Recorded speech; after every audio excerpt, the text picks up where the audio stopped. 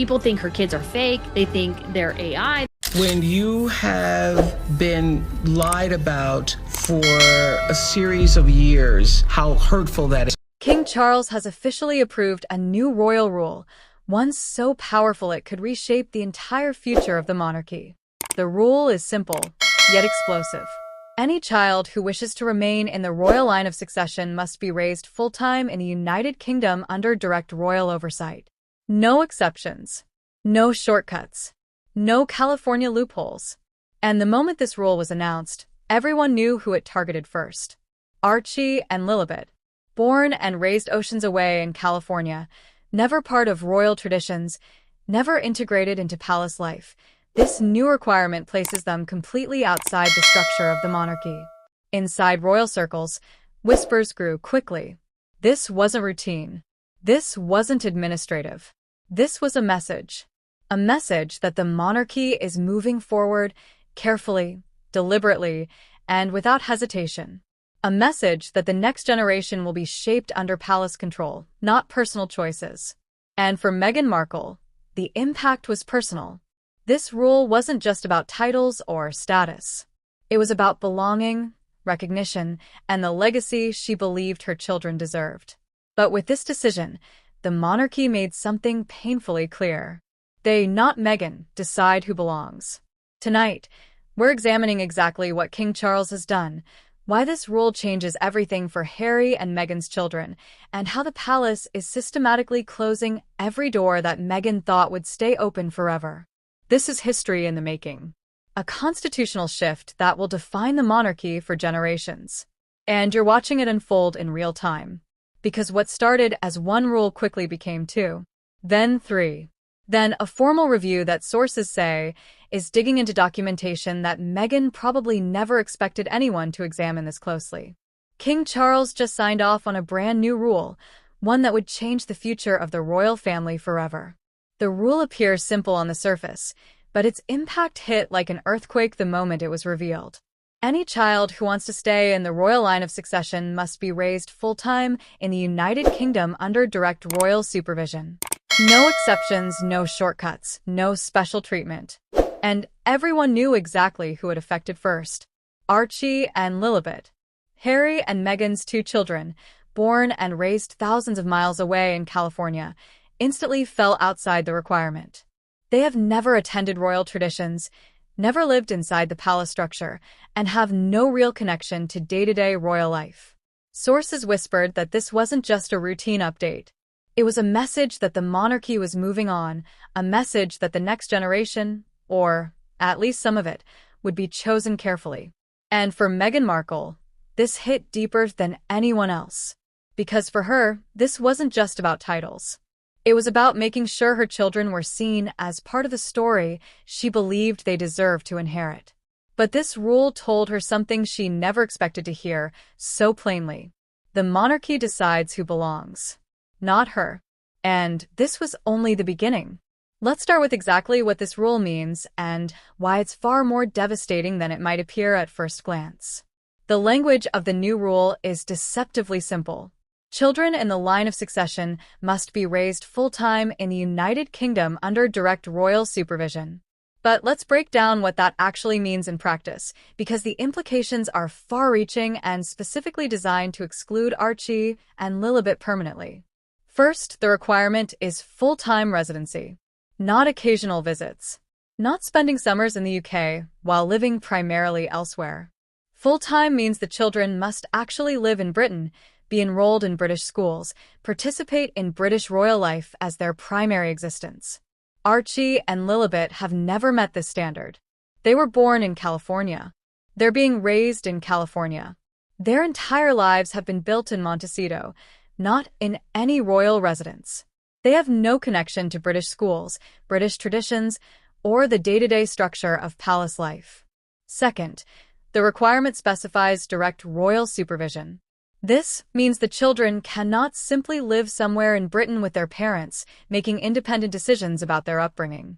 They must be raised within the framework of royal protocols, under the guidance and oversight of palace officials who ensure they're being prepared for potential royal roles. Again, Archie and Lilibet fail this test completely. Harry and Meghan left royal life specifically to escape that kind of oversight. They've built a life in California where they make their own parenting decisions without input from palace staff or adherence to royal protocols. The moment this rule was revealed, constitutional experts immediately recognized what it meant. Archie and Lilibet, regardless of their bloodline, regardless of their position in the technical line of succession, would never be able to meet these requirements while their parents continue living in California. And here's the crucial detail that makes this rule so final. The language doesn't say children should be raised in the UK. It says they must be. It's not a suggestion or a preference. It's a hard requirement that immediately disqualifies anyone who doesn't meet the standard. Inside royal circles, sources described the reaction as carefully controlled. No one was surprised. The rule had clearly been in development for some time. Legal experts had reviewed the language. Constitutional advisors had ensured it wouldn't violate any existing succession laws. This wasn't a hasty decision made in anger. This was a carefully crafted policy designed to achieve a specific outcome. And that outcome was clear. Archie and Lilibet would be excluded from meaningful royal consideration going forward. For Meghan, sources say the impact was immediate and visceral. This wasn't about whether her children would actually inherit the throne. The line of succession puts them far enough back that their chances of ever becoming monarch were always minimal. This was about something deeper. About recognition. About being acknowledged as part of the royal family. About ensuring her children maintained a connection to their heritage and their father's legacy. But the rules stripped away even that symbolic connection. It said plainly that children raised in California, no matter whose children they are, will not be considered part of the working monarchy going forward. The palace framed this as a modernization effort, a way to slim down the monarchy and focus resources on working royals who actually serve the crown. King Charles has been talking for years about creating a streamlined monarchy that concentrates on core family members who fulfill official duties. But in Montecito, sources say it felt like something else entirely. A quiet punishment. A stripping away of the last thread connecting Meghan's family to the crown. A reminder that decisions have consequences. Because Harry and Meghan made a choice in 2020. They chose freedom over royalty. They chose California over Britain. They chose independence over institutional support. And now, years later, that choice had come full circle. Their children no longer fit the new system.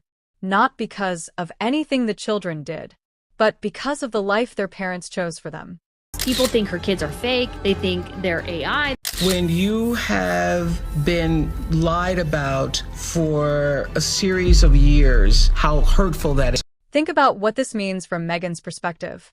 She spent years fighting for her children to be recognized as prince and princess. She made accusations during the Oprah interview suggesting racism was involved in decisions about Archie's title. She positioned herself and her family as victims of an institution that wouldn't properly acknowledge her children's royal status. And now, with one simple rule, all of that became irrelevant. The titles her children might theoretically hold mean nothing if they're being raised completely outside the system. Recognition doesn't matter if the children have no actual role or connection to royal life. The monarchy told Meghan, in the clearest possible terms, that her children's futures would be determined by where and how they were raised, not by their bloodline or their mother's demands. And sources say Meghan was furious. Not just angry. Furious. Because she understood immediately what this rule represented. The palace was moving on. The monarchy was closing ranks. And the door that Meghan thought would always stay at least partially open for her children had just been slammed shut. But before Meghan could even fully process the first rule, a second one hit. And this one cut even sharper. Comment below what you think about this new rule. Is King Charles being reasonable by requiring royal children to actually be raised in the UK? Or is this specifically targeted at punishing Harry and Meghan? When we come back, we're examining the second rule that makes the situation even worse for Meghan's children. Because this one isn't just about where they're raised. It's about whether their parents are still working royals. Stay with us. Before the dust even settled from the first announcement, another shockwave hit. King Charles introduced a second rule, and this one cut even sharper than the first. Only the children of active working royals will stay in the line of succession. Let that sink in for a moment. Not just children raised in the UK, but specifically children whose parents are actively serving the crown. Children of royals who show up for duty, represent the monarchy at official events, and fulfill the obligations that come with royal status. This rule operates on a simple principle. If you're not willing to do the work of being royal, your children don't get the benefits of being royal. Harry and Meghan stepped back from royal duties in 2020. They made a choice at that time: freedom over royalty, independence over institutional support, California over Britain. And now, years later, that choice had come full circle in a way they probably never anticipated. Their children no longer fit the new system, because their parents are no longer working royals. And under the second rule, that fact alone disqualifies Archie and Lilibet from maintaining their position in the succession structure that King Charles is building. Behind palace doors, advisors described both rules as a structural update, a clean, organized way to slim down the monarchy and protect its future. The language they used was carefully neutral. This wasn't about Harry and Meghan specifically. This was about creating clear standards that would apply to any royal family member going forward. But in Montecito, sources say it felt like something else entirely. It felt personal. It felt targeted. It felt like the palace was systematically removing every connection between Meghan's family and the crown. Because here's what these two rules do when you put them together. First, they require children to be raised in the UK under royal supervision. Second, they require those children's parents to be active working royals. Harry and Meghan fail both tests. Spectacularly. Permanently. They live in California, so their children aren't being raised in the UK. They stepped back from royal duties, so they're not working royals. There is no scenario where Archie and Lilibet could meet these requirements without Harry and Meghan completely reversing the life choices they made 5 years ago. And that's not going to happen. Harry and Meghan have built an entire existence in California. They've bought property. They've established their children in schools and social circles. They've created business ventures and public personas based on being independent from the royal family. Asking them to move back to Britain and resume royal duties would require them to admit that everything they've done since 2020 was a mistake. It would require public humiliation on a scale that Meghan would never accept. So these rules aren't just excluding Archie and Lilibet temporarily. They're excluding them permanently. Unless something dramatic changes, Harry and Meghan's children will never be considered working members of the royal family. Sources close to the palace insist this wasn't personal. They describe King Charles as someone who's trying to modernize the monarchy and create sustainable structures for the future. They point out that having dozens of distant royals with vague claims to succession creates confusion and unnecessarily expands the institution. The goal, they say, is to focus on direct heirs and their children, to make clear who the working royals are and who's outside that structure, to eliminate ambiguity about who speaks for the crown and who's just related to people who do. From that perspective, these rules make sense. They create clarity. They prevent future conflicts about who has royal authority and who doesn't. They protect the monarchy from people like Harry and Meghan who want the prestige of royal connection without the responsibility of royal service. But to Meghan, it was impossible to see the rules as anything other than a direct attack on her family. Because for the second time in a matter of days, a rule had been written that pointed directly at her children. And it was written in permanent ink.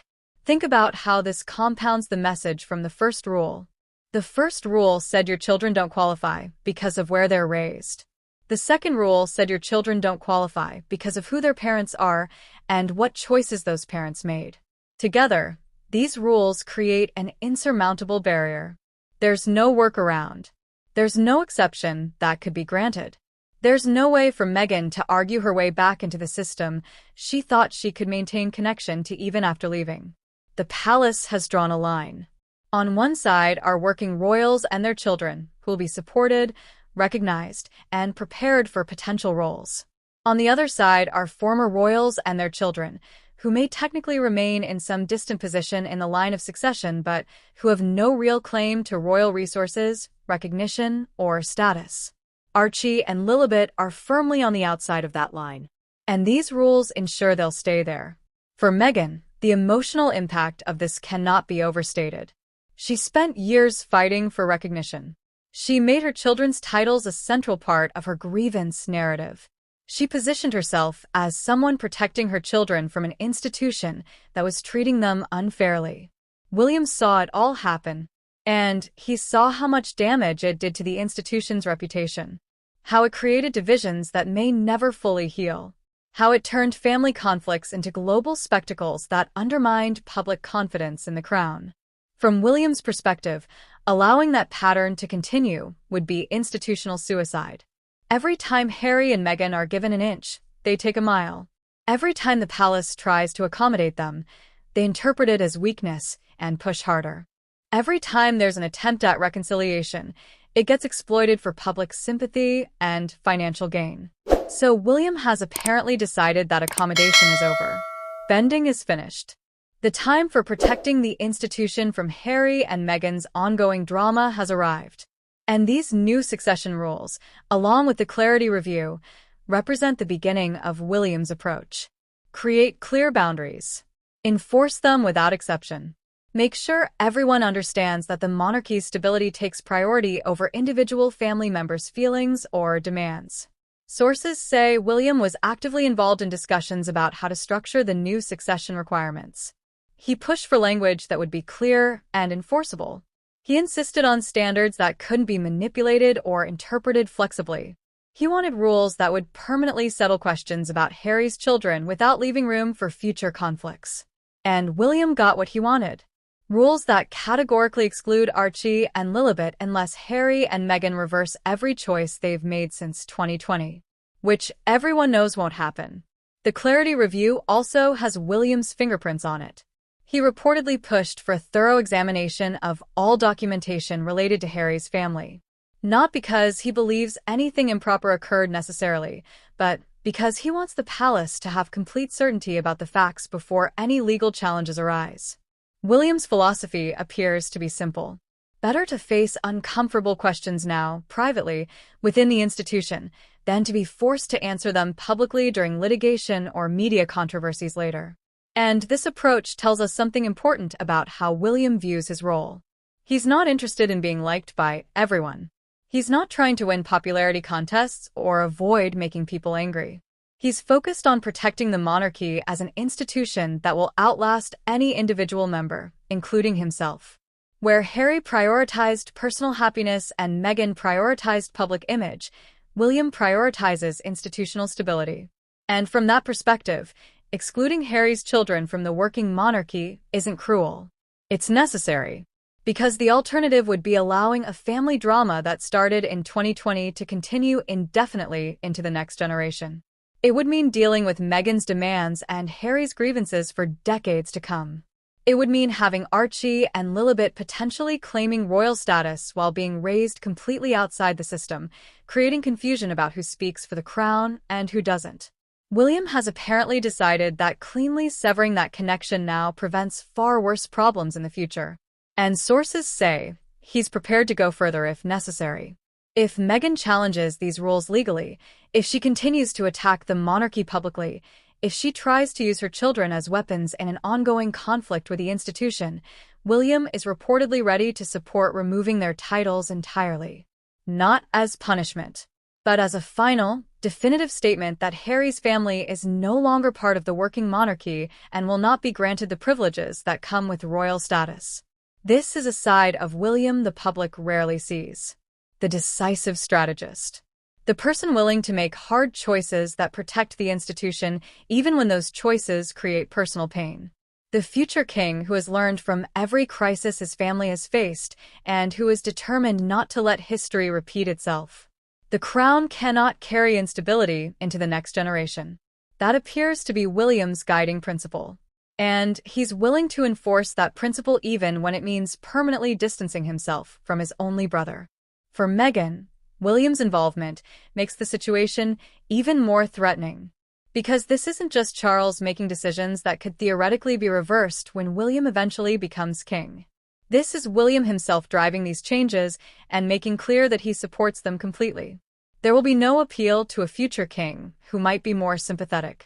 There will be no waiting for Charles to pass and hoping William takes a softer approach. William is already showing exactly what his reign will look like when it comes to Harry's family. And it looks like permanent exclusion. Comment below what you think about William's approach. Is he being a responsible future king protecting the institution? Or is he being unnecessarily harsh toward his brother's children? When we come back, we're examining Meghan's response to all of this.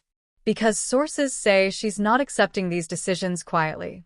She's consulting lawyers and preparing for what could become a constitutional battle. Stay with us.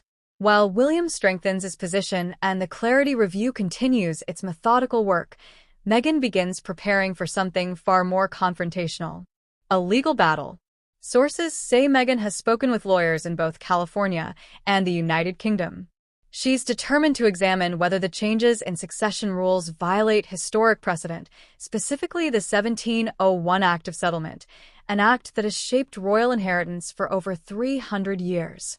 To Meghan, the timing of these new rules feels targeted, personal, deliberate, like someone is actively trying to erase her children from the royal picture while making it look like neutral policy changes. She believes the palace is changing the rules specifically because of Harry and Meghan's departure. That if they had stayed and continued as working royals, none of these new requirements would exist. That Charles and William are using administrative language to disguise what is essentially punishment for leaving the institution.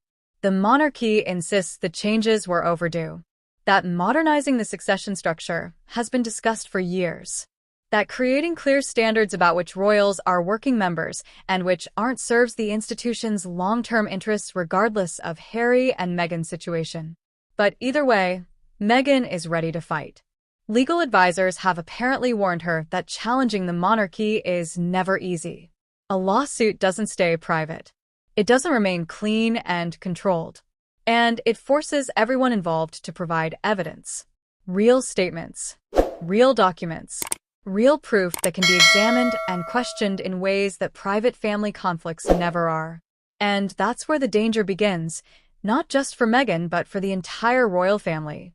If Meghan moves forward with legal action challenging these succession rules, Harry will be forced into the one position he has avoided for years, choosing a side publicly, making a definitive statement about where his loyalty lies. Standing either with Meghan against his family or with the palace against his wife. There's no middle ground in a courtroom. No room for diplomatic ambiguity. No way to maintain relationships on both sides while the case proceeds. Standing with Meghan means standing against his own family in court, under public scrutiny, with no possibility of turning back. It means providing testimony that could damage his father and brother. It means supporting claims that the monarchy is acting improperly or illegally. It means burning whatever bridges might still exist between him and the institution he was born into. Standing with the palace means breaking the bond he promised Meghan he would never abandon. It means publicly disagreeing with his wife on an issue she considers fundamental to their children's futures. It means choosing institutional loyalty over family loyalty in the most visible way possible. For Meghan, the fight is about recognition, about ensuring her children are acknowledged as part of the royal family, about preventing what she sees as an attempt to write them out of history. For the monarchy, it's about order, about maintaining clear structures that protect the institution from people who want royal status without royal responsibility, about preventing future conflicts by establishing firm boundaries now. And for Harry, it's about choosing between two worlds that cannot coexist anymore. Sources say Harry feels the pressure building, the choices becoming sharper, the decisions becoming unavoidable. Because if Meghan pushes forward with legal action, the monarchy will be forced to respond in ways that expose everything. Not just about succession rules and constitutional precedent, but about the documentation surrounding Archie and Lilibet's births. About the timeline of events when Harry and Meghan left royal duties, about communications and agreements that were supposed to remain private. The Clarity Review being conducted now would become evidence in a legal proceeding. Everything the palace has been examining privately would potentially become public record. Every inconsistency, every question, Every piece of documentation that doesn't perfectly align with standard protocols would be subject to scrutiny in a courtroom. And once that process begins, there is no returning to peace. No way to put the information back in the box. No possibility of future reconciliation between Harry and his family. Legal experts who have been consulted about this situation warn that a court case would be devastating for everyone involved. The monarchy would have to defend decisions that make them look cold and institutional. Harry and Meghan would have to provide evidence for claims they've been making for years without having to prove them. Their children would grow up knowing their status in the family was determined by a legal battle rather than by natural family relationships. Nobody wins. Everyone loses. But the damage to Harry's relationship with his family would be particularly severe and almost certainly permanent. Think about what this means for Harry specifically. He's already published a memoir that revealed private conversations and portrayed his family unfavorably. He's already done interviews where he made serious accusations. He's already chosen Meghan and California over Britain and royal duty. But all of that could theoretically be forgiven over time. Families heal. Relationships can be rebuilt. Bridges that seem burned sometimes get reconstructed. But standing in a courtroom and testifying against your own father and brother? That's a different level of betrayal. That's a public, formal, legal declaration that you are on opposing sides. That creates a permanent record that can never be undone. And sources say Harry knows this. He understands that if Meghan files a lawsuit, he will have to make the most consequential choice of his life. And whichever way he chooses, he will lose something irreplaceable. If he sides with Meghan, he loses his family permanently. If he refuses to support her legal challenge, he damages his marriage potentially beyond repair. There's no good option.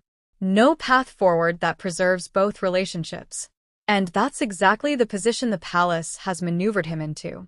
Whether intentionally or as a natural consequence of the decisions Harry and Meghan have made, Harry now faces an impossible choice. Meghan, for her part, appears determined to fight regardless of the personal cost. Sources describe her as furious about what she views as a coordinated effort to diminish her children's status. She sees the succession rule changes as erasure. She sees the Clarity Review as invasion of privacy. She sees the distance between London and California growing deeper every day, and she blames the institution for deliberately creating that distance. The battle hasn't officially begun yet. No lawsuits have been filed. No formal legal challenges have been launched.